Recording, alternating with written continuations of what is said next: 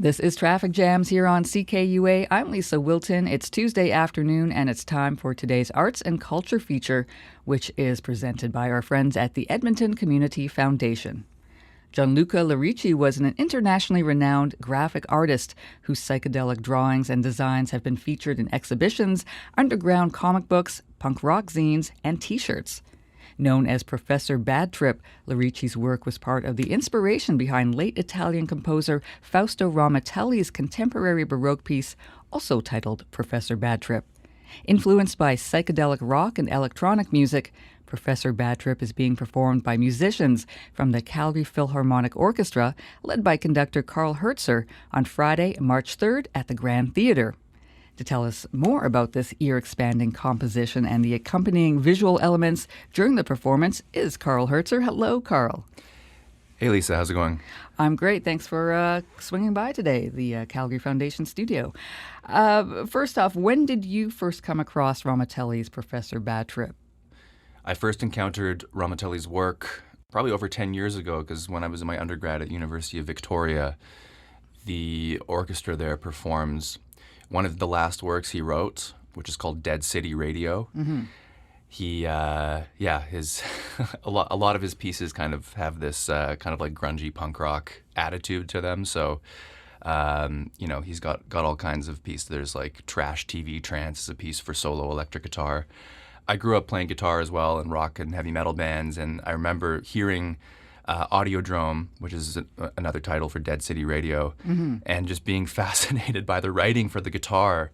You know, he's writing things for like the patch cable to be taken out and to be touched against the input jack to create this like very planned feedback sound. So it's like rhythmic and expressive, and super, super interesting composer. And then Professor Bad Trip, which also has a prominent electric guitar part, and there's some synthesizer writing, electric bass. It's for 10 musicians in total. I believe I first heard it, a buddy of mine actually put it on during, I think we were playing a poker game, and he said, listen to this is super cool. And I remember hearing it and thinking, wow, what is that? So it's definitely a journey. We're playing the entire thing, lessons 1, 2, and 3. You know, often in the classical world, composers will divide their pieces into movements. Yep. But he forgoes the movement structure and calls them lesson 1, lesson 2, and lesson 3. Gotcha. Now, this show opens with a piece from spectral music pioneer Gerard Grisey. And for those of us who don't really know what spectral music is, could you explain it a little bit? Yes, so spectral music is kind of a philosophy of composition where really an aspect of exploration in the process of musical composition is dealing with the fundamental properties of sound. So a lot of the harmony, the organization of notes and pitches is based off of the harmonic series, which is really this like phenomenon in music that when you play one note, within that one note are all of these blossoming overtones, these pitches that come out of that one note.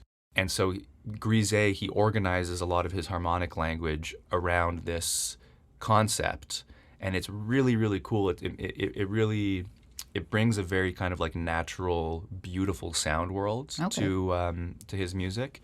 Also, timbral relations. You know, he's really, really interested in how do the natural sounds of instruments and sounds that instruments are capable of, how can they be related to each other? And, you know, sometimes he develops the idea of one note, and then all of the other instruments within the ensemble are kind of revolving around this note. There's also a lot of, phasing and sort of like natural transformation of the music as it's happening. So it's very, very organic. You know, sometimes the music sounds like it's breathing or it's alive, which is really, really super cool. That's so interesting. Wow. There's also another interesting element with this show. It's visual elements, and it includes projection mapping from Axis Z Media Arts. Firstly, can you explain projection mapping, and how does it complement the music? Totally, yeah. So this is a very exciting aspect of the program. I mean, the whole evening is basically, it's a celebration of contemporary art. You know, it's an all-new music program. We have Matthew Waddell and Laura Ansola joining us, who, they're the duo that comprise Axis Z Media Arts as well. So they do a lot of projection mapping and visual installations. And for them, they actually do a lot of, I think, kind of like interactive stuff too. I know that they were just in Kitchener, Ontario this past week. They had an installation at the museum, which is the name of the gallery in the Gallery Museum in Kitchener. Mm-hmm. And they basically had this whole room set up with projections that were kind of like morphing. I think they do a lot of psychedelic stuff too, which is, I think it fits well for Professor Bad Trip. But it was interactive. You know, they posted some videos of like these kids running around, and they seem super excited when they step on a certain part of the floor. You know, that part of the floor responds to it. But you know, they've done a huge amount of stuff also within Calgary. Over the holidays a few years ago, they were doing the projection mapping that was on the Central Memorial Library. You know, they've done stuff at Beakerhead as well, and yeah, it's pretty exciting. So with their involvement with Professor Bad Trip, it's going to also be a performative presentation from them. So they're going to be doing like a live performance with us as we play the music. And there's also spoken word. There's a poet, Zoe Roy. Yes, so this is another, very kind of unorthodox aspect to the program. Usually in an orchestral show, we have an instrumentalist or a singer playing a concerto in the first half, and they're featured as the guest artist. Mm-hmm. But in this instance, we have Zoe Roy, who is a spoken word artist. She's a rapper. She's a poet.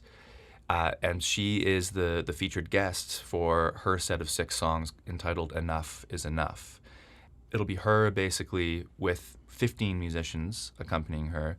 And Zoe is a super inspiring and compelling artist.